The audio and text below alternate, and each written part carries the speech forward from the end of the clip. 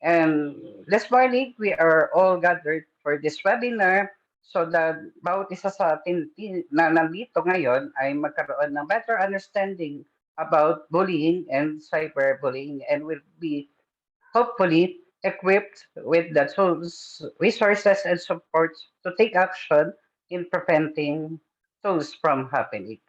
Specifically, this webinar will provide us guidance to hold everyone in the community or to activate all of us in preventing so na mangyari ang bullying and cyberbullying.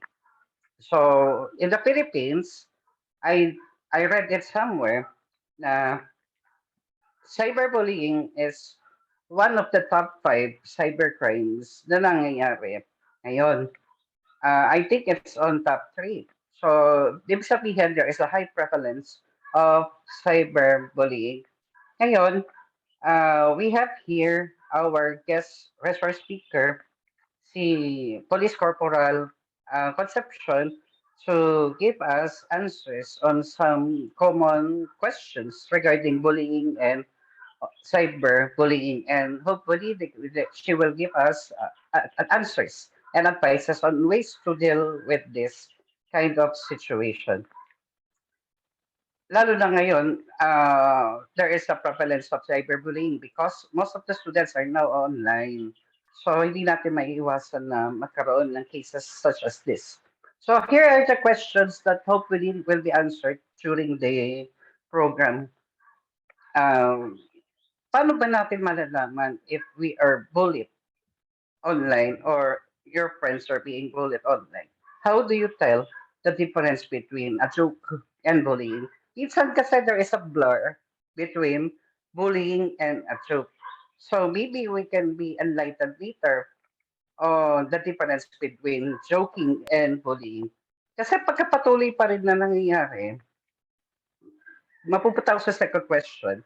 Ano ba magiging effects of this cyberbullying? If we are being attacked regularly, o kahit sabihin natin na paminsan-minsan, the effects of this cyberbullying can last a long time and it can affect us in many ways. It can be mentally uh, draining. It can be emotionally charged sa ating lahat and maybe physical effects din.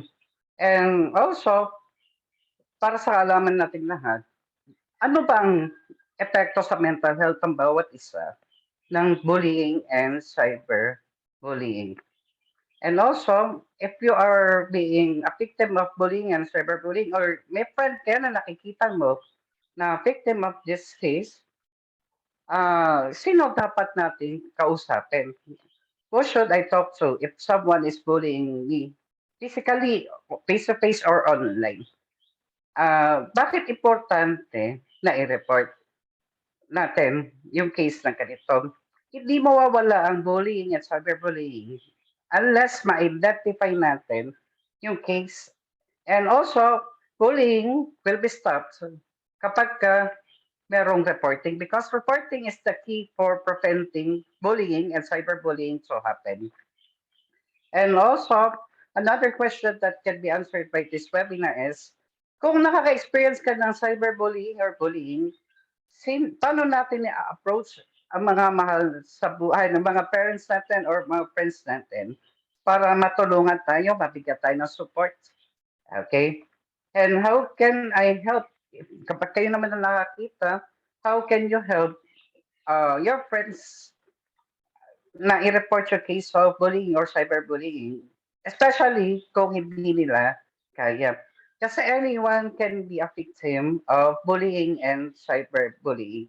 If you see this happening to someone you know, we should at least try to do our part, which is to offer them support. And ano ang gagawin natin? Maybe during this webinar, we can hear some tips from our resource speaker. And this is, I think, yung panghuli kong tanong siguro, gusto ko ding malaman din, ano, how do we stop bullying or cyberbullying without giving up access to the internet?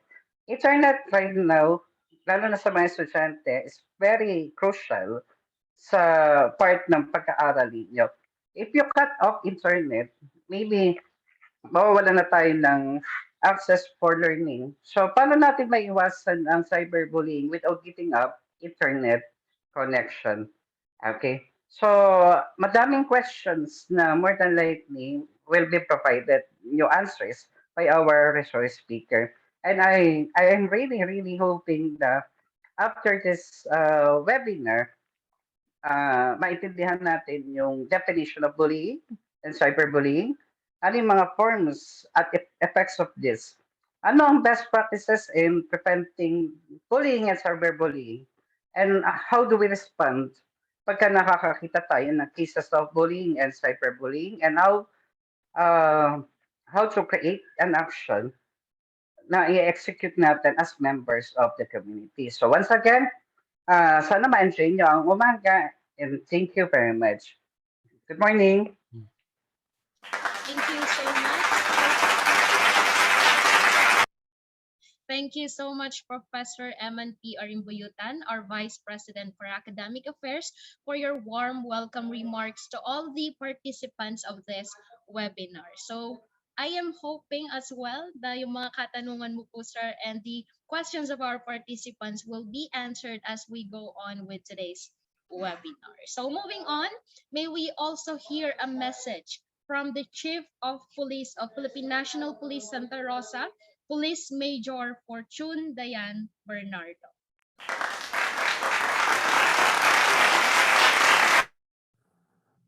To Dr. Renato C. Arimbuyutan, the President of CRT, to Ma'am Dr. Esther Arimbuyutan, Vice President for Admin and Finance, Professor Eman Arimbuyutan, Vice President for Academic Affairs, and President of Cabanatuan City Lions Club, Mr. Mike Imobo, Head Student Services and Extension, faculty and staff, students. Good morning. As we are now into the era of cyberspace and we are now in different environment, it is very timely for us to know how to address bullying and cyberbullying. As a law enforcers, we are grateful to share with you, to the learners, the knowledge and wisdom about those acts. Police Corporal Lady Diane Angles will be your subject matter expert. To our learners, kinlilisen, makinig kayo ha. It will very useful to you guys. And once again, good morning and makinig kayo. God bless.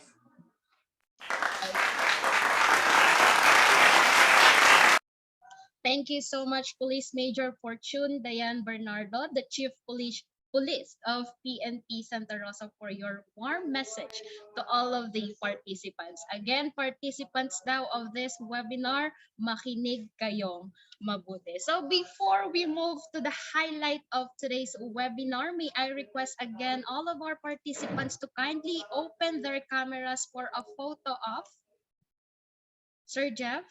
You may now take our virtual floor.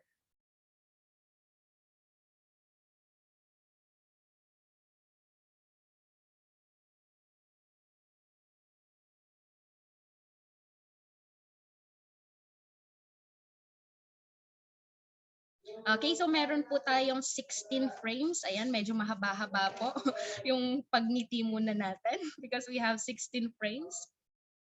So first frame po tayo. Be ready, Sir Jeff. Be ready in 1, 2, 3. Okay, second frame po tayo. Smile in 1, 2, 3. Third frame po tayo. Be ready in 1, 2, 3. Next frame po tayo. Be ready in 1, 2, 3. Okay, fifth frame po tayo. Be ready in 1, 2, 3. Sixth frame po tayo. Be ready in 1, 2, 3. Ayan, yung mga tatluhan dyan. Sige, ikana nyo. Seventh frame po tayo. Be ready in 1, 2, 3. Moving on to the 8th frame. In 1, 2, 3. 9th frame po tayo. In 1, 2, 3. 10th frame. In 1, 2, 3. 6 na lang po. 11th frame. In 1, 2, 3. 12th frame. In 1, 2, 3. 13th frame. In 1, 2, 3. Ayan, konting na lang. 14th frame. In 1, 2, 3. Last 2 frames.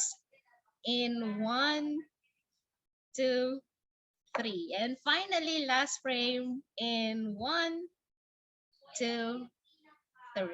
Okay, thank you so much, participants. Ayan, game na game si Sir Eman sa pagpo-post sa ating photo off ngayong araw na to. Thank you, sir.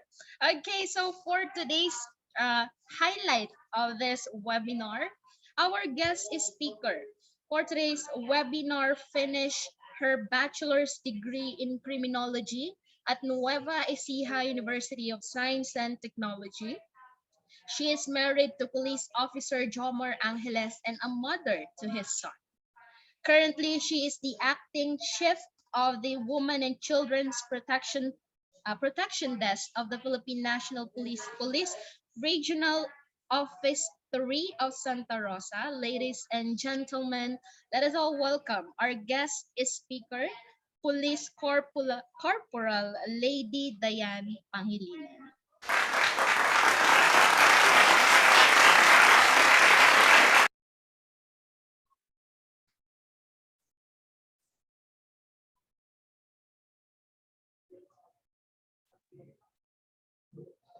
Hello po, good morning po. Naririnig na po ba ako? Yes, ma'am. Dinig na dinig. Okay po. Share mo na yung screen. So, salamat po at ako'y nabigyan po ng oras para po makapagsalita po sa inyo at makapag-discuss po regarding po ng bullying and cyberbullying. So, hopefully po after our discussion, yung pong sinasabi po ni Sir Eman is makuha po natin at sana po lahat po ng katanungan ay mapadaanan at masagot po natin sa discussion po natin na ito. So magsisimula na po tayo. Hope po, sabi nga po ng aming Chief of Police, makinig po tayong lahat kasi po ang bullying ay hindi po biro at widespread na po ang epekto niya sa buong mundo. Share screen.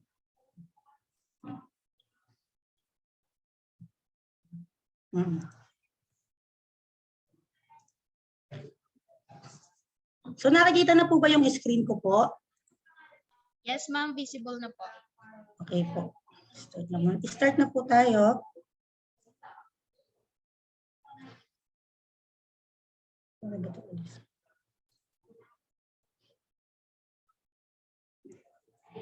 Wait lang po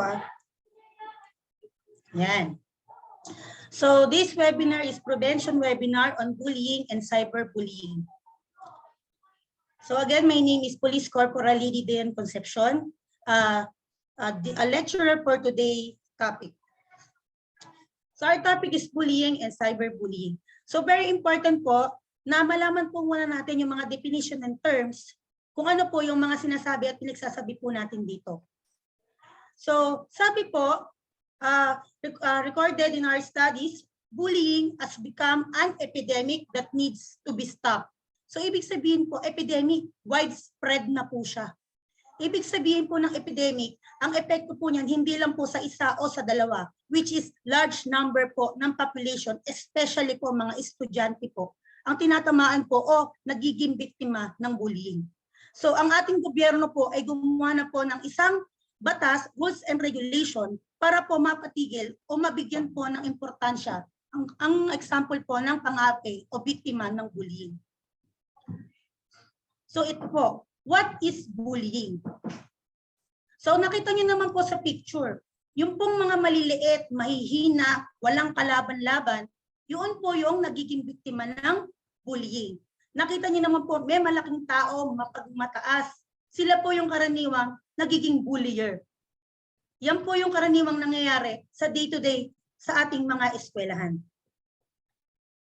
So what is bullying? Bullying is intentional harm inflicted on another person or any willful attempt or threat to inflict injury on another person over a period of time. Behavior that is intentional, hurtful, and repeated by one or more person on another person is called bullying. So yun po, very na-explain po siya dito na ang bullying po is nauulit-ulit po at maaari din pong hindi lang isang tao. Maaaring ang mabully po is ginagawa po yan ng maraming grupo or 2 or to 5 person po, binubuli po yung isang tao. So this is bullying. So another definition is overt, unwanted, repeated acts or gesture, including verbal or written communication or images transmitted in any manner, including digitally or electronically.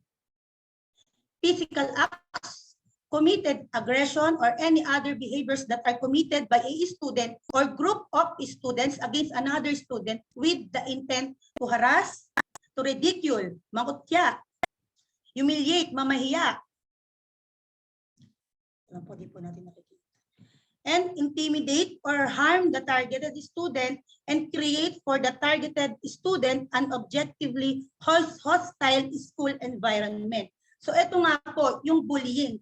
Nangaharas siya, nangungutya siya, pinapahiya niya yung tao, tinatakot niya para maging hostile environment. Ibig sabihin po yung bang kagalit-galit yung kapaligiran niya na yung tipong yung eskwela is ayaw niya nang puntahan because siya po ay nabubuli. So yun po yung ibig sabihin po ng bullying generally. So what are the terminology? So sa bullying po, meron po tayong tatlong aspeto po na tinatawag. Meron po tayong target, bullier or bully, at meron din po tayong tinatawag na witness or the so-called bystander. So ano po ba, sino po ba si target? So si target po, siya po yung student that has been bullied. So siya po yung biktima, siya po yung binubuli. Sino naman po yung bullier? So, from the word itself, bullier, siya po yung nang-aapi. Sila po yung grupo na nang-bully doon sa biktima. So, sino naman po itong pangatlo? The witness or the bystander. Student that have observed another student being bullied. So, ito po yung tinatawag nating third person. Example po, ito si victim, ito si bullier. Ito yung mga nanunood. Ito yung tumitingin lang. Ito yung walang comment lang na maaaring maging kakampi niya o maaaring maging kakampi ng bullier. Naintindihan po ba?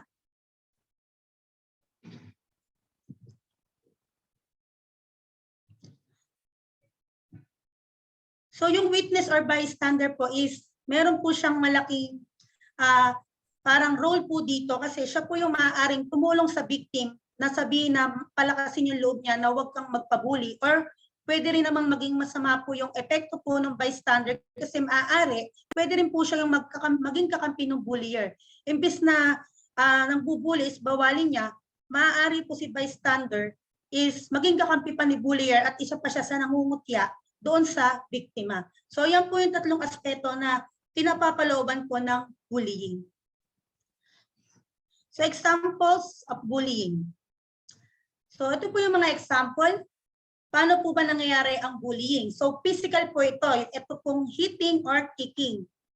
Stealing or damaging belongings. Yan, naninira po siya ng mga gamit. Tinatago po yung gamit niya. Karaniwan pong ginagawa po ito ng mga estudyante sa ating mga classmates, mga ganyan po.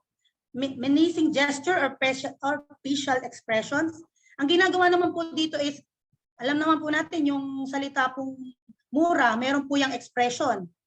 Yung facial expression po na nananakot, yung parang nagsasabi na papatayin kita in action.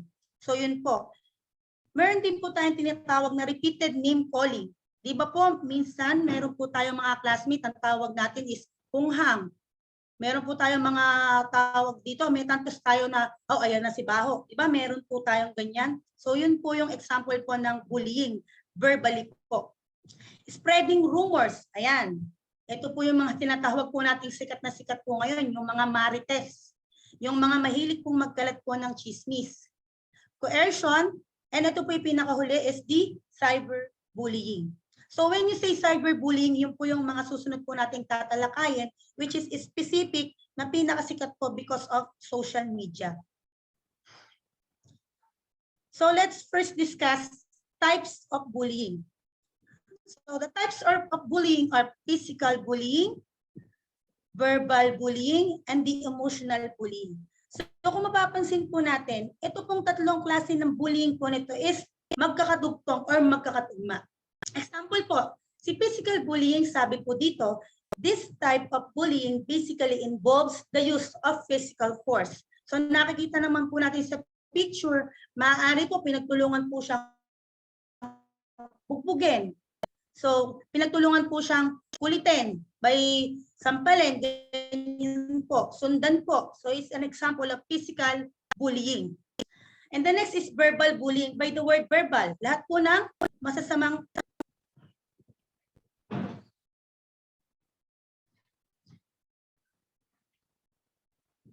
yan. Verbal bullying incorporates the use of words to carry out an act of bullying.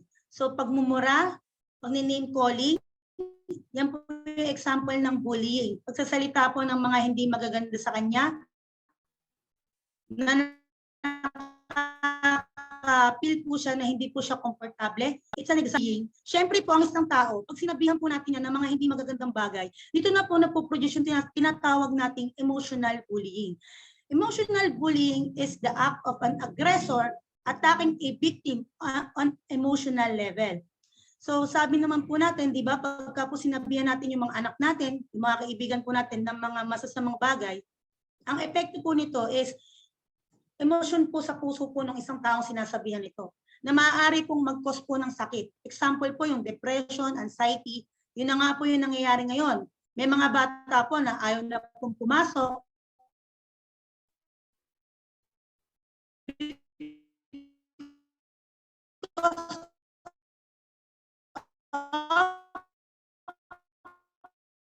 Emotional bullying. Meron pa po tayong metro po ng studies po natin ngayon. The electronic or written communication bullying.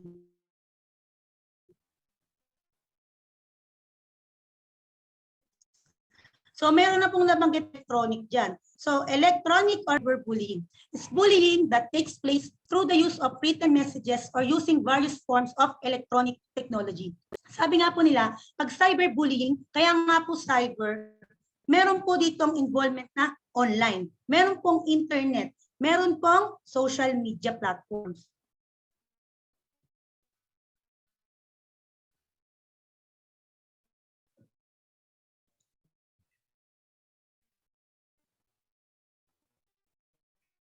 So, other thing, ito po yung tinatawag nating indirect bullying. So, nabanggit na rin po natin ito kanina. Ito po yung mga including others from group. So, ito po yung mga natin dyan na mahilig pong manismis, manira, bullying. So other types of bullying, meron din po tayong tinatawag na social alienation. Ano po ito? Is when a bully excludes someone from a group on purpose. It also includes a bully spreading rumors and also making fun of someone by pointing out their differences. Di ba po sa school, mga karaniwan po itong nangyayari kahit po nung nag-aaral po ako. Meron po tayong classmate na minsan sinasabihan po natin na layuan mo. Ang nangyayari, nilalayuan siya. Kasi po minarkahan po siya ng isang grupo na ganito siya. So that's it is an example of social alienation. So next po. Ayan, ito na po yung isang narinig ko sa question na dapat masagot po ni Sir Eman. The effects of bullying. So ito nga po, napaka-importante po. Ano po yung nagiging epekto po sa biktima? Biktima, ano pong bullying? So kids who are bullied can experience negative physical, school, and mental health issues. So yun po pala yung pinaka-epekto niyan. Kaya po natin siya binibigyan ng oras para po mapag-aralan, mapag-usapan because yan nga po yung nagiging epekto po niya sa mga estudyante, sa mga bata o kahit sino man pong tao ay pwede pong maging biktima ng bullying. Kids who are bullied are more likely to experience, yan po yung tinatawag nating depression. Yan po, kung nakikita niyo po, bakit po siya biglang naging introvert. Lagi po siyang nag-iisa. Lagi po siyang nagsasarili. Lagi po siyang nasa isang sulok. Nag-iisip ng malalim. Kasi po, minsan yan po yung epekto po ng mga biktima po ng bullying. Meron din po minsan yung tinatawag po nating anxiety. Ano po ba yung anxiety? Yan po yung sa Tagalog is sobrang pagkabalisa. May mga bata po na pagka-uuwi po sa bahay nila, para po sa PNP po, meron po kami time po dito, ito po yung parang war shock eh. Yung parang pag ginulat mo, bigla po siyang uwi, parang wala po siya sa sarili. Balisang-balisa po siya, parang laging may sumusunod sa kanya. Yun po yung epekto po ng bullying. So letter C po is increased feelings of sadness and loneliness. So yan po, lalo pong lumalalim yung pagkalungkot po niya, para pong wala po siyang kakampi, wala pong dumadamay sa kanya. Yun po yung naging epekto po ng bullying. Meron pa po is yung pong pagbabago po ng tulog. Meron pong mga bata, mas gusto pa po nila manood po ng manood, mag-ML po, mag-YouTube. Kasi po, dinadivert niya po yung epekto po ng bullying sa kanya sa mga bagay po na yon. Minsan po may mga bata po wala pong ginawa kundi kumain. Yung pong eating habits niya is hindi na po normal sa dapat pong kain po niya. Yan po yung epekto po para pong stress eating. Yan po. Yung po yung stress reliever po niya, yung pagkain po ng madami. Ito po yung pinaka hindi magandang epekto. Siyempre po, yung loss of interest in activities they used to enjoy. Yun nga po, yung mga academic achievement din po natin sa school. Yun po yung naging epekto po ng bullying. Kaya po binigyan po ng oras po ng gobyerno po ng school po ninyo na dapat pong mapag-aralan po natin. Kasi po ito pong bullying is hindi po talaga biro. Akala po natin may salitang ganyan lang. Totoo po talagang nangyayari po yan. Dahil kahit po mismo ako, nakikita ko po yung mga kaklase ko pong binubuli. Na ganito po yung naging nila, lagi po silang absent. Ayaw na po nilang pumasok. So yun po yung effects of bullying. So ito na po yung susunod po nating topic, the so-called cyberbullying. So what is cyberbullying? Harassment and bullying that takes place online or through the other mobile devices. Spreading rumors about someone through instant messaging, threatening someone on a web blog, creating harmful websites against someone, upload hurtful video online. So, yun nga po, sabi ko po kanina, bullying is general. So, yung cyberbullying is one example or specific type of bullying, the cyberbullying. Pag sinabi po yung cyberbullying, ito po yung basta po konektado online. Nasa social media na ipopost. Kaya po So effects of cyberbullying. Many children who are cyberbullied are also children who are bullied every day in school. While school lets out for the day, cyberbullying does not have a time frame. These children are bullied 24 hours a day, 7 days a week. There is no escape for them. They may not tell they are being bullied because children may fear losing their computer if they tell what is happening to them online. So, sabi po dito, ang cyberbullying po talaga, sa mga iba po kung nabasa ko pa po, ang cyberbullying po talaga, indirect po is 18% po. Most likely po talaga, harap-harapan po talaga binubuli. 46% po, halos kalalakihan po ang nabubuli and 26% are babae. So, yung bullying po, bakit po ba naging ano po natin to? Kasi ito rin po pinagmumula ng away online, away sa physical, mga suntukan sa school. So, iyan po yung isang effects po ng cyberbullying. Doon naman po sa pangalawa, sabi po nila, sa 10 bata, isa lang daw po yung nagsasabi na binubuli sila. Dahil nga po wala po silang mapagsabihan at isa pa is baka tanggalin sa kanila ng parent nila yung ginagamit nilang gadget. Kaya hindi po sila nagsasabi about cyberbullying. Baka lalo lang silang mahiya or ikahiya nung sasabihan nila. So yan po yung effects of cyberbullying. bullying.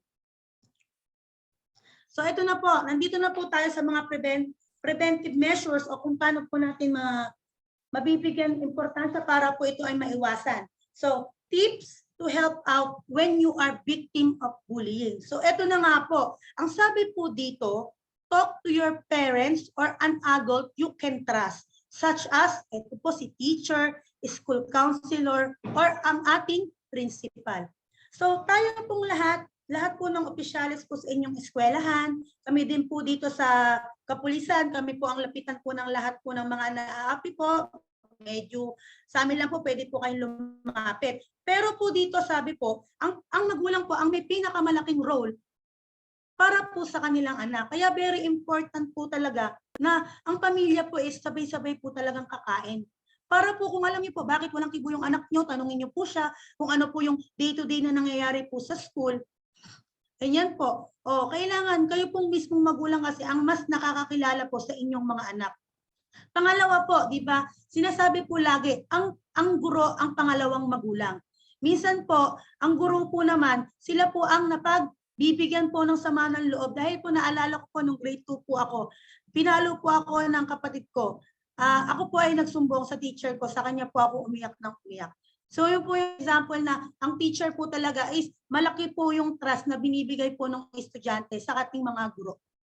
Yan po, meron din po tayong ina-assign na school counselor at principal po natin. Na pagka sobrang lala, sila na po yung aaksyon.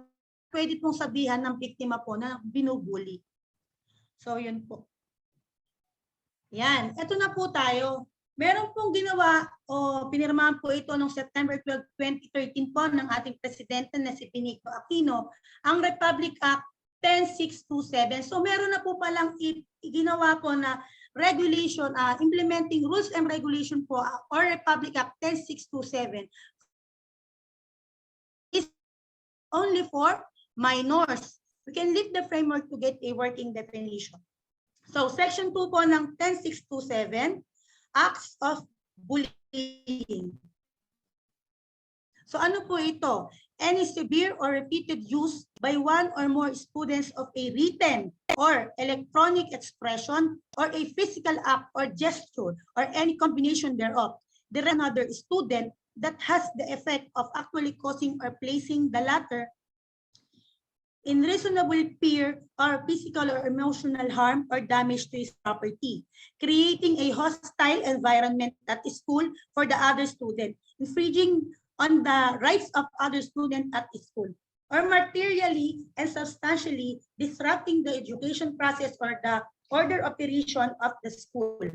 So, yun po, matindi po dito na binanggit sa Republic Act 10627, ang sama-sama po na sinasabi niyang acts of bullying. Pwede po magkakasama physical, online. Yun po ay tinatawag po natin na acts of bullying already. So another po, this law finds, ito po, applicability in school-related bullying. Student bullying in particular, which covers those uttered in social media. So, alam naman po natin na kaya po talaga ipinanukala po ito ni Honorable Rolando Andaya po, ito pong paggawa po ng Republic Act 10627, ay dahil po talaga ang gustong protektahan po is yung nabubuli po sa school.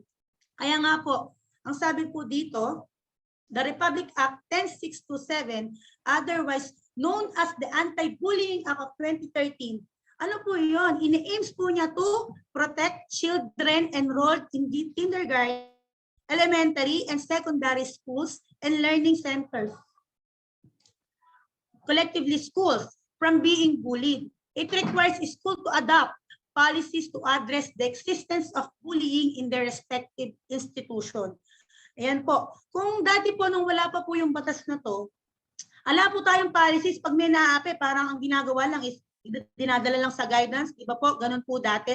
Tapos papagalitan lang, ipapatawag lang po yung mga magulang. Ngayon po, because of this law, meron na po talagang polisiya na ginawa po mismo na dapat po ang eskwelahan ay may policies po na ganito na nakapaloob po sa Republic Act 10627. So yun po pala, tayo may Republic Act 10627. But Republic Act 10627 is sinasabi po nila is not a crime. It can stand alone. Hindi po siya yung bigla, yan po yung krimen. Meron lang pong guide or meron po tayong implementing rules and regulation na dapat sundin. Yan na nga po. What is cyberbullying law in the Philippines? Under House Bill 5718 or the proposed Anti-Cyberbullying Act of 2015, cyberbullies shall face a penalty of fines ranging from 50,000 to 100,000 or imprisonment between the 6 months and 6 years or both at the discretion of the court.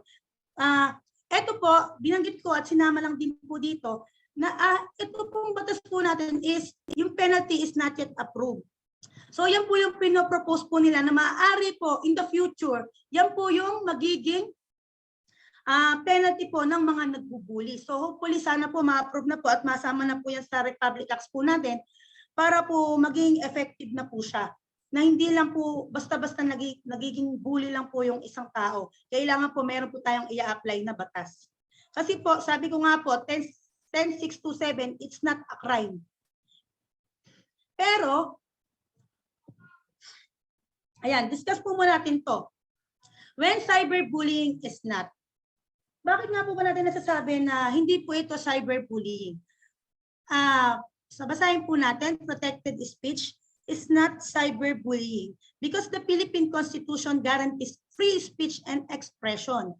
So written, verbal, artistic, and creative expression, both in virtual and real world, are protected unless it falls under cyber libel. While we enjoy this freedom, it should not result in reputational, mental, physical, and material harm to another person.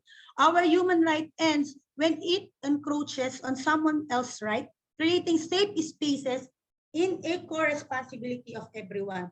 So nasama lang po natin to, di ba? Minsan, bakit po ganun hindi po sila kinakasuhan? Ang papangit po ng mga sinasabi nila doon po sa may politiko po na yun. When that yung politiko po na yun is kung nababanggit po is related po sa work niya. Hindi po yun considered as cyberbullying. Korap yan, magnanakaw yan. Inubos niya yung pondo po ng gobyerno. So hindi po yun pwedeng cyberbullying kasi related po siya sa work niya. So yun po yung tinatawag na hindi po cyberbullying. Paano po masasabing cyberbullying naman po yun sa isa pong politiko? Example po, ikinalat niyo sa kanya is about personal circumstances. So example, ito po, si Politico 1 po. Yan po, babaero po yan. Yan po, marami pong babae yan. So yun po yung cyberbullying. Maaari po yung sinasabi po natin is personal po na maaaring makasira po sa kanyang reputation. So yun po yung cyberbullying. Yun po yung mga exemption na hindi po tinatawag na cyberbullying. When yung paninira po is related po sa work circumstances po niya. So yun po. So ito na nga po yung sinasabi kong nakakapaloob po kanina doon po sa Republic Act implementing rules and regulation po ng 10627, strategies for prevention. Ito po yung karaniwan po alam ko is napapatupad na po sa mga school po. Gumawa na po sila ng mga comprehensive school plan to address bullying. So lagi na pong pinapahalagaan pagka po may bullying is binibigang importansya na po agad natin yung biktima. Gumagawa na po ng action ng ating mga opisyalis po ng ating eskwelahan. Meron na rin po tayong mga polisiya. Ayan po. Nagpapatawag po ng mga magulang. Alam ko po kasi yung mga pamangkin ko, meron po naging meeting din po regarding po dyan eh. At meron po tayong tinatawag na pinapalakas po natin yung ating mga estudyante or yung student empowerment. I-discuss po sa kanila para hindi po sila mabully. So yan po yung mga ilan sa mga strategies po para po ma-prevent po natin yung mga pangbubuli, either bullying physically or online. So ito po, different forms of online bullying.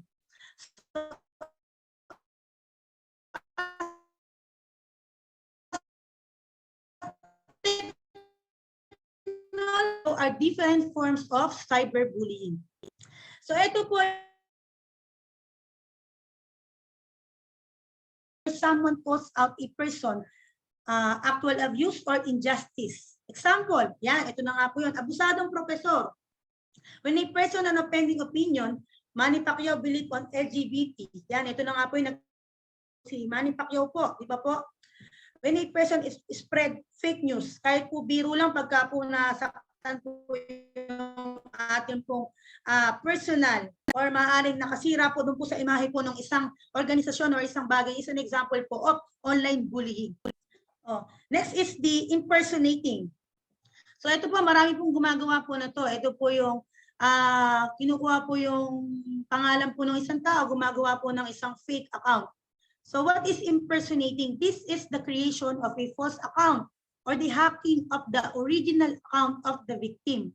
And the perpetrator will use this to humiliate and attack the victim, also known as identity theft. So yun po yung impersonating. So ito po, naanoan ko po dito nun is para pong kaso po ito ng karaniwan natin yung mga vlogger po natin. Kinakailangan po nito ng mga computer expert para po malaman kung sino po yung nang-hack doon, kung anong klaseng tao po, sino po yung nakahack po sang lugar. Meron po diyang mga po para po malaman po nila kung sino po yung nang-impersonate sa kanila. So ito po yung parang tinatawag natin din na pagnanakaw ng identity or the so-called identity theft. So another forms of online is the so-called flaming. So this is the use of angry, vulgar, and violent words against the victim. So it's the same with the verbal abuse or verbal bullying. Text bullying. So alam naman po natin na sabi po pala ng batas natin, pagka tinext ka is an example of cyberbullying or already. Psychological, yan, ganyan po. Pag tinext ka ng mga masasama, it is a text bullying. Ito daw pong text bullying is pangalawa po talaga at nangunguna po yung Facebook sa paninira po or pambubuo po online. So next po is the so-called creative bullying.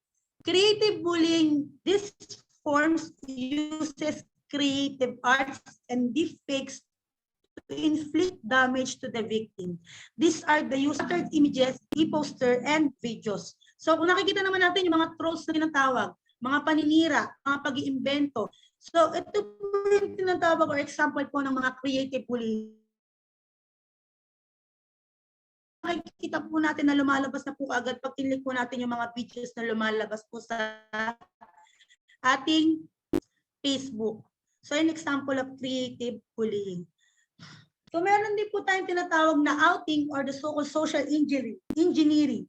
This form is meant to manipulate the victim to willingly divulge embarrassing information or do something embarrassing. This will now be used to harass and embarrass the victim. So ito po, yung parang pumapasok po dyan yung bina-blackmail niya. Napapasunod niya po yung biktima niya kasi pag hindi niya po ilalabas niya po sa social. Yun po yung example po niyan. Ito po yung huli, yung tinatawag pong cyberbaiting. Ito po, involved naman po yung mga minamahal po nating guro. So what is cyberbaiting? This is a special form of cyberbullying because of victims are teachers and perpetrators are students. The students use the same tactic as outing, setting up the teacher to snap and record the whole thing to make fun of their teachers on the social media. So, meaning ko din, nung time ko, nung kabataan ko is, parang magkakatabi kami magkaklase. Hindi pa nun uso ang cellphone, wala pa pong video eh. Ang ginagawa po namin, yung teacher po namin, meron po siyang mannerism. Okay. Ang gagawin po namin, tinatara po namin yung pag-okay niya hanggang sa mapuno po namin yung papel. Sa 3 oras po pala is napakarami niyang napapansin na okay. Kaya pag magkakasama kaming mga magkakaklase, okay, nagaganunan po kami. So alam ko maraming makaka-relate na student dyan. Kasi yung teacher po nila minsan talaga ginaganyan po nila. Pero at the end of the day, teacher is still our teacher po. So yun po yung example po ng cyberbaiting. So what to do if you are receiving end of online bullying? So paano naman po? Ano po ang gagawin po natin? So sabi ko nga po kanina, yung mga role po ng parents, teachers, principals, so counselor po natin sa ating mga school is very important. Kasi po, sabi nga po ito, always inform somebody when you are being cyberbullied, harassed, stalked, or mobbed. As a minor, tell your parents or guardian, it is the best to share your class advisor or the school guidance office. Parents, it's best to inform the principal about the incident. As required by law, schools through the principal, his/her designate should conduct an investigation. Ito na po yung kung malala na po yung pangbubuli. Hindi na po magandang epekto yung nangyayari sa bata. So, tinatawagan na po natin na yung mga matataas po nating opisyalis sa ating eskwelahan ay gumawa na po ng aksyon, mag-conduct na po ng investigation kung paano po natin maiiwasang mabuli po yung bata po na yun. Okay, as an adult, tell someone you trust. And if harassment is work-related, it is wise to give your HR a heads up if you're experiencing workplace bullying. So yun po, kung mga sa trabaho naman po, mismong pupunta na po tayo sa HR natin para po magsabi po ng impormasyon na yung mga kasamahan po natin or mga kapwa teacher po natin, kapwa katrabaho po, binubuli na po tayo at hindi na po tayo komportable doon sa lugar na pinagtatrabahuhan po. Kasi sabi ko nga po sa inyo, not only the student, kahit po sino pwede pong maging bullying. So, next is always keep. Ayan. Importante, bumapasok na po rito yung tema po ng pag-iimbestiga po natin. Dapat po, lagi po kayong nagtatago po ng mga ebidensya. Always keep a copy and screenshot of the hate messages, degrading images and or videos using where the URL is visible.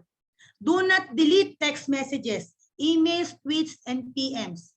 Always take a of the Facebook. So buti na lang po ang ating mga smartphone po ngayon is meron na po agad screenshot. So napakadali po. O send agad, save agad.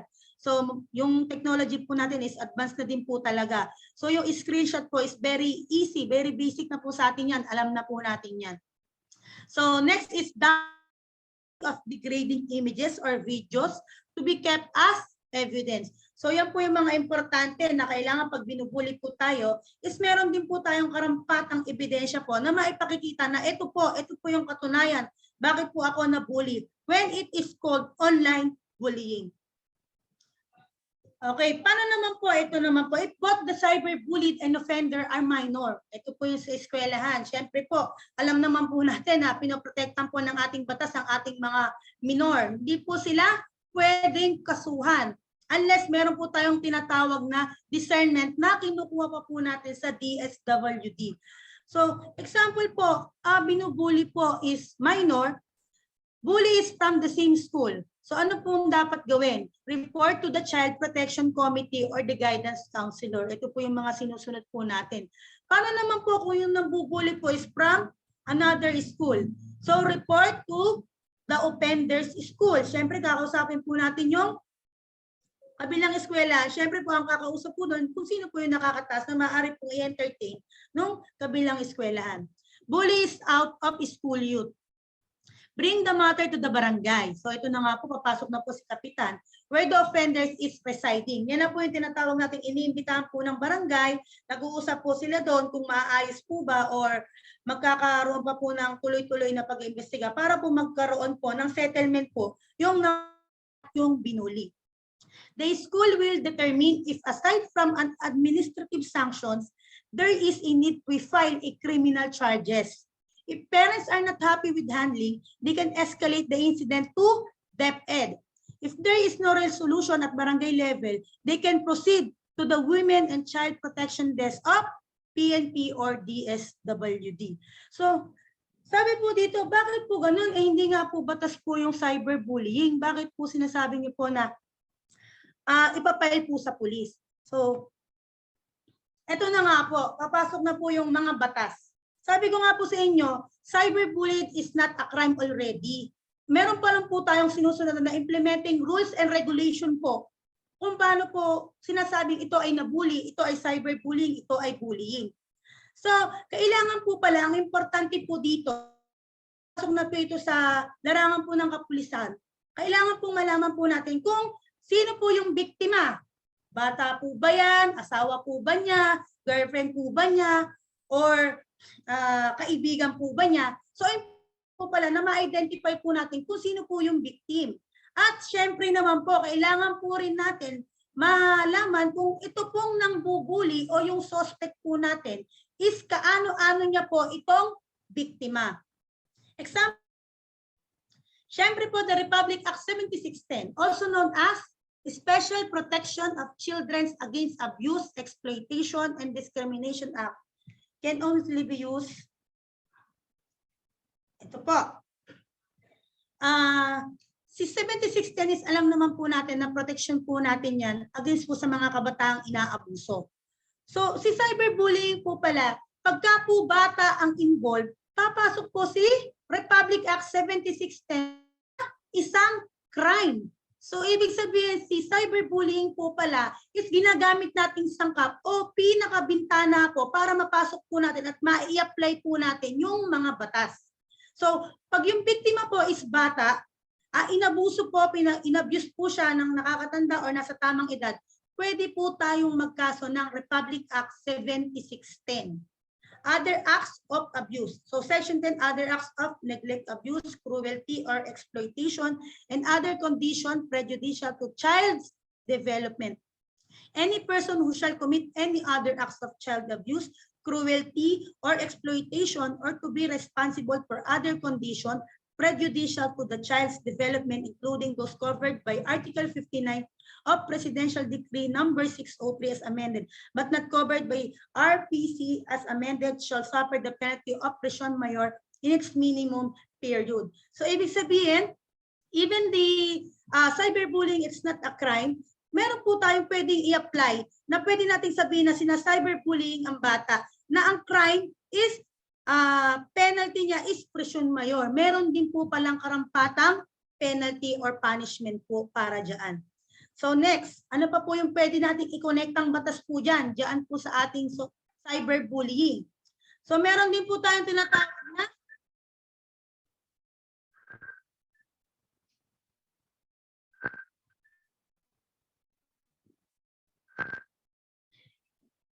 yan, teka lang po. So, meron din po tayong tinatawag na Republic Act 10175 for adults provision of RA 10175 or the cybercrime law can apply. As mentioned in our opening paragraph, online libel, identity theft, and illegal access to online accounts. So, yung kanina pong nabanggit po natin, paninirang puri po, using cyber or meron po siyang connected sa internet, meron din pong karampatang batas po dyan, ang Republic Act 10175. Yan po yung online libel. Paninirang po rin po sa personal. Tandaan po natin, hindi po siya work-related. Pagka po sinisira po yung reputasyon niya, pwede po tayong magsampan ng online libel. So, ito rin po, kung naaalala niyo po yung Hayden Ko and Catherine Halili, kaya po nailabas po yung batas po na to, the Anti-Photo and Video Voyeurism Act of 2009 or the RA 9995. Pwede rin po ito ang maging entry po ng cyberbullying. Pagka po meron po siyang tinatagong video, pinananakot niya sa'yo, ito po yung pwede pong batas na i-apply sa kanya. This if the perpetrator use intimidate personal images and videos to blackmail, extort, hinihinga niya ng pera, or harass the victims. So, ito rin po, yung sa mga bata rin po na to, yung protection po natin sa Juvenile Justice Welfare Act as amended and other related laws. If bullying incident or retaliation resulted in serious physical injuries or death, the case shall dealt with in accordance with the provision of Republic Act 9344 or the so-called the Judicial Justice and Welfare Act as amended and its implementing rules and regulation in connection with other applicable laws as may be warranted by the circumstances attendant to the bullying incident. So ito po yung isang pwede natin i-connecta si cyberbullying or si bullying, the Republic Act 9344. Reporting incidents of cyberbullying when adults are involved. So ito na po yung ilan sa mga advice. Saan po tayo magre-report? Ayan. Siyempre po, dito po sa mga taga Santa Rosa, pwede po kayong sa akin directly mag-report. Go to the nearest Women's and Children's Protection Desk of PNP. Alternately, you can file an online report here. So sa amin pwede rin po, or mas maganda po talaga personal po. Or visit either the PNP Cybercrime Unit at Camp Crame or the NBI Cybercrime Unit at Taft Avenue. If malala na po yung talagang paninila niya online, talagang sobrang nasisila na yung negosyo mo, reputasyon mo, trabaho mo, kung mataas po yung posisyon nyo po sa eskwelahan, naapektuhan na po yun, pwede na po kayong lumapit po dyan. Yan po yung mga pwede nyong puntahan. According to the news report, you can contact the National Bureau of Investigation. So ito po yung website po nila, contact number po. So yan po. So, huling paalala ko lang po at tapos na po yung ating lesson for today. Treat others the way you want to be treated. So, yan po yung napaka-importante po sa akin palagi. Kung gusto niyo pong irespeto kayo ng kapwa nyo, kung ano yung po yung gusto niyo i-treat sa kanya, dapat ganun din po kayo sa kanila. So, yun po. Maraming salamat po. Sana po marami po kayong natutunan sa maiksing discussion po. Thank you po and God bless po.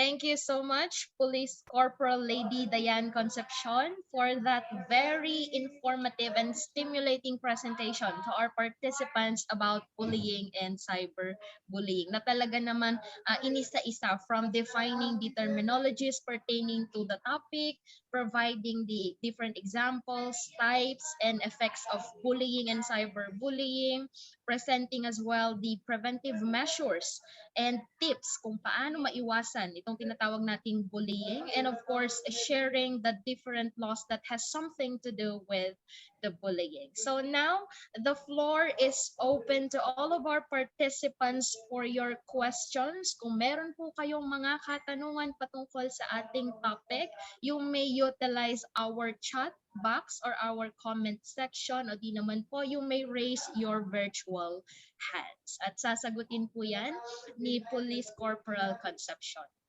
Again, to our participants, kung meron po kayong mga katanungan, maaari nyo pong i-comment sa ating chat box, o di kaya naman i-verbalize nyo yung tanong ninyo by raising your virtual hands.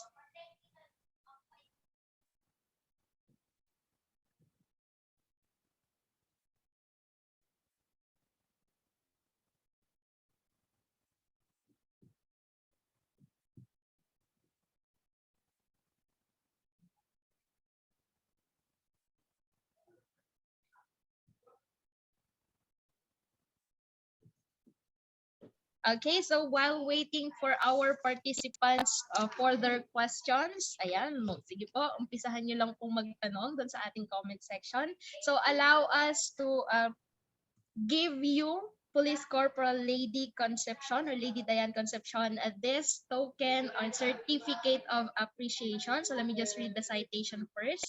So College for Research and Technology, Burgos Avenue, Cabanatuan City, in cooperation with Cabanatuan City Metro Lions Club and the Philippine National Police, awards this certificate of appreciation to Police Corporal Lady Diane Concepcion for imparting her invaluable time as the resource speaker during the prevention webinar on bullying and cyberbullying, given this 7th of April 2022 at Cabanatuan City, Nueva Ecija, signed by our college president, Dr. Reynato C. Arimba. And Ma'am Concepcion, please to accept our sincere appreciation for taking the time to speak to our students. Your time and effort po, ma'am, is much appreciated. Thank you so much po. You're welcome, ma'am.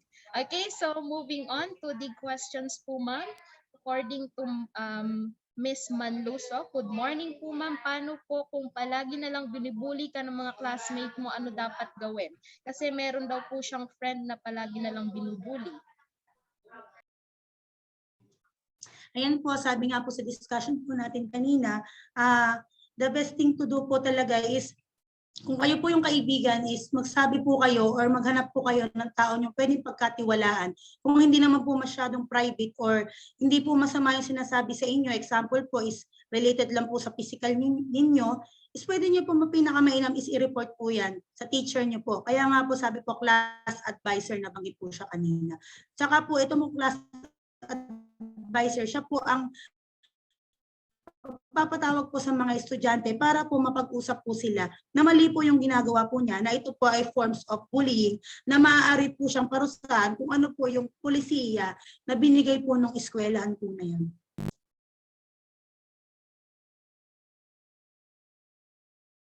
Thank you po, ma'am. Next question po tayo. Good morning po. Nakakasuhan din po ba yung paninira sa kapwa kahit wala pong ginagawang mali sa kanya? Nagkakalat po ng maling impormasyon.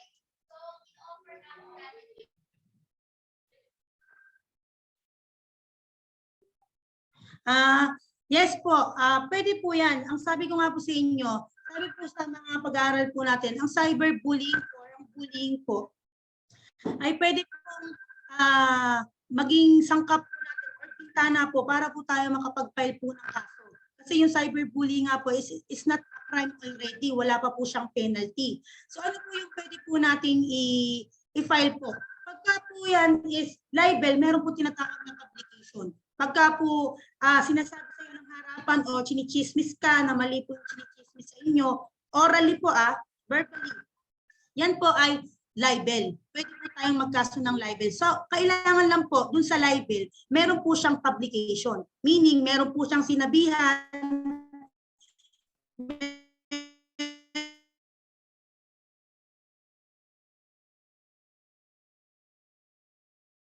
meron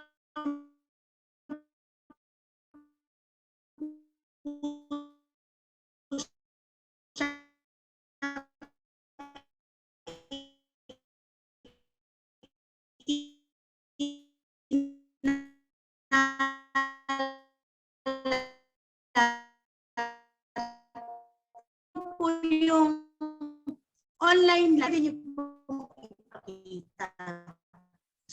So yung po, libel po yung pwede niyo pong ikaso. Okay, thank you so much po, ma'am. Next question po. What advice daw po would you give to victims of bullying daw po, ma'am?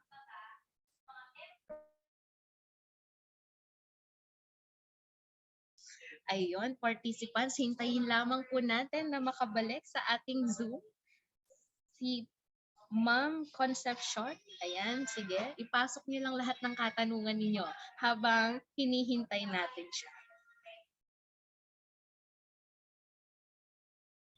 Ay, nawala po yung connection. Ayan po. Okay na po. Yes, ma'am. Ayun po. Yung questions po, ma'am, what advice would you like to give daw po to victims of bullying? Ayan po.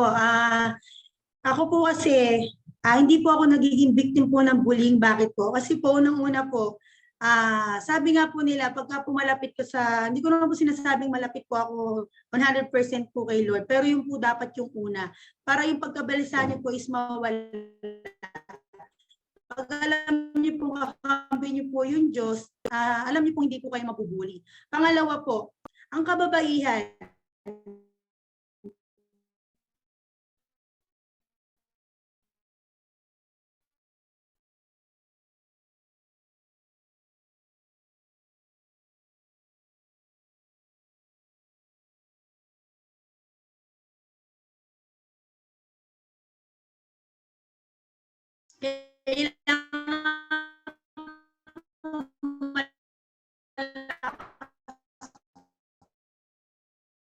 huwag kayong papayag na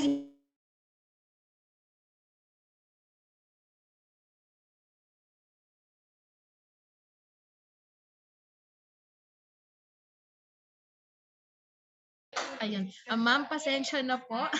Medyo nawawala po yung signal po ninyo, ma'am. So, medyo intermittent po yung dating ninyo sa amin.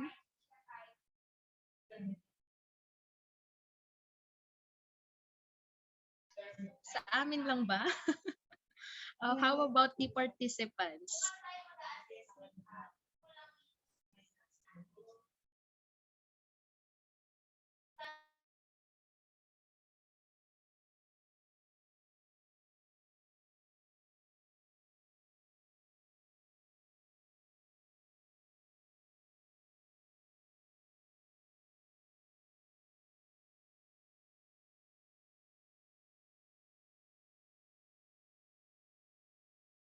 Ayun, again, participants, hintayin lang ulit natin na makabalik si Ma'am Concepcion para sagutin ang inyong mga katanungan. Medyo hindi maganda yung connection niya ngayong araw na ito.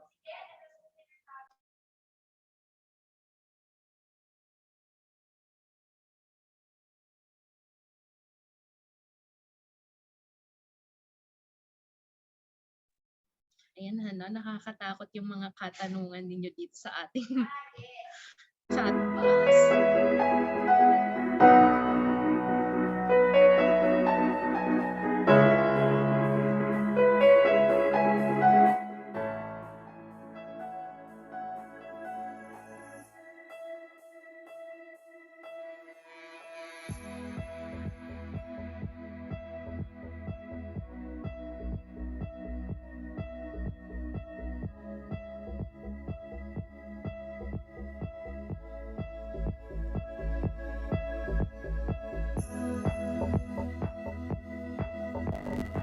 Ano na po siya, ma'am?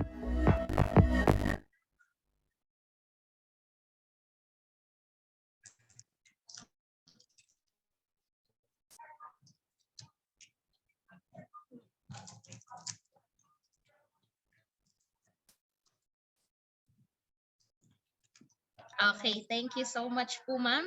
So going back to our question, good morning po, ma'am. What if po yung bullying is nag-lead na sa suicide ng victim? Meron po kasi mga situations na ganun po. Just asking lang po. Thank you. Sabi nga po natin, yan po yung pinakamasakit at pinakamasaklap po na epekto po ng bullying.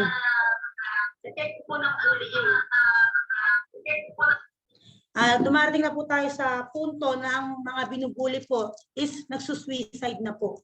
Alam naman po natin, the suicide itself is sarili niya po yun eh. Sarili niya po yung pinatay niya eh. So, wala po tayong crime kasi sarili niya po yung ginawa niya. But, siguro po, yung parents po, because of suicide risk, pwede pong kausapin po yung mga tao kung bakit. Kasi po, namatay na po siya, wala po tayong magawa po dyan.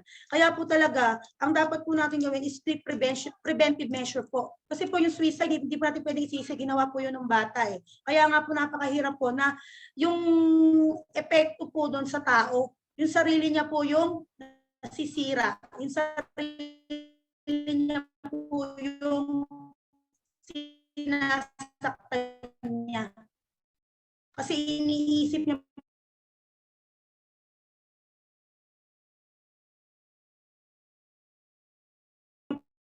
po, wala po siyang kwenta, wala na akong bilang dito sa eskwela na to, mas mainam mawala ako. Sure, nawa niya po yung sa sarili niya. So, ang maano lang po natin is preventive measure po. Okay, thank you po, ma'am. So, form of bully daw po ba, ma'am, if you're being an outcast in your family?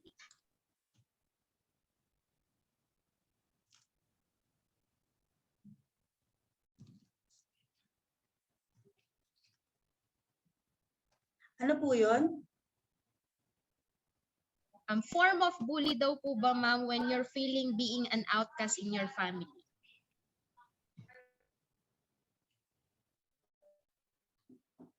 Sa pamilya naman po natin, kung sa feeling niyo po is hindi po tayo katanggap-tanggap po sa ating pamilya or parang tingin po ba sa atin is black sheep po tayo or yan po is napag-uusapan. Hindi po siya agad-agad pwede pong makasuhan. Kaya po ng pamilya mo, pwede po yung mapag-usapan. Pagka naman po walang physical abuse, wala po tayong verbal abuse na maaaring makasira sa reputation po ng tao po na yon o sa miyembro po ng pamilya na yon, is hindi po tayo pwedeng magkaso unless po meron po tayong mai-apply po na batas. Yun nga po yung 7610, pagka sinasaktan naman po o sinasabihan po ng mga papangit na salita yung asawa po natin, pwede pong magkaso naman po yung asawa sa kanyang asawa ng Violence Against Women and Their Children po, yung Republic Act 9262. So sabi ko nga po sa inyo, ang cyberbullying po is siya po yung pwedeng gamiting sangka para po ma-i-apply po yung mga batas po na meron na po mga penalty. At mahalaga rin po dito na yung pong biktima at yung suspect is kung ano yung relasyon po nila at kung ano po siya. Kailangan po makarakterize po natin kung siya po ay bata, kung asawa niya po ba yung suspect or girlfriend or kaibigan. Pwede po kasi kung kunyari po ang kaibigan po is naninira, pwede lang po ikaso natin just is unjust vexation. Pwede naman din po yung pamilya niyo po, kapamilya niyo siya, tinakot po kayo, papatayin kita, huwag kang pupunta rito sa lugar po namin. Pwede naman po natin siyang kasuhan ng grave threat. Yan. Yan po yung mga po pwede po natin na i-relate po doon po sa cyberbullying na pwede po nating magamit para po siya po ay makasuhan. Thank you po, ma'am. Last question na po tayo. Ma'am, paano daw naman po pag yung nakasaksi or nakakita ng pambubuli ay wala pong ginawang aksyon or pinagsawalang bahala po, may certain kaso daw po ba na pwedeng ikaso yung binuli sa kanya? Sa pagkakaalam ko po, based on my studies po, is sa tingin ko po ngayon is wala pa po. Meron lang po kasi tayong mga policies, rules, and regulation po na maaari pong makasuhan siya ng admin. Ayan po, example po yung sa mga teachers, not criminal po. Admin po, kasi po pag binaliwala po, meron po yatang nabasa po ako sa DepEd po ninyo, pagka hindi po binigyan action po nung nakakataas na opisyales po sa eskwela po ninyo, ay bibigyan po siya ng mga admin case. Kaya nga po, isinabatas po yan, even wala pa po siyang penalty at hindi pa po siya krimen. Yung pong cyberbullying, pag hindi po binigyan pansin po nung nakakakita o nung pinagsumpungan o pinagsabihan, ay pwede po siyang makasuhan ng administrative. Kaya hindi po talaga pwedeng baliwalain ito. Yes. Okay, thank you so much po. Meron pa po tayong mga katanungan dito sa ating comment box. But participants, unfortunately, hindi na po natin sila makikater lahat kasi medyo nauubusan na po tayo ng oras. But once again, please do accept our sincere appreciation po, Police Corporal Lady Diane Concepcion, for being with us today, together with Police Major Fortune Diane Bernardo. Again, thank you so much po. Sana magkita-kita po ulit tayo next time for another topic to be shared to our CRTs. So Sure, again, ma'am. yes, so thank you so much po.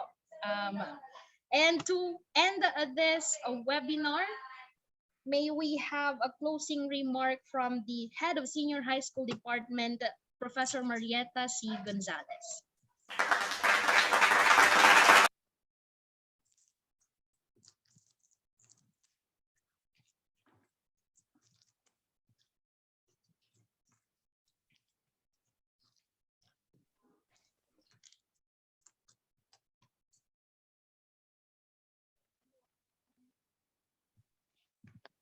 Thank you very much, Ma'am Rona.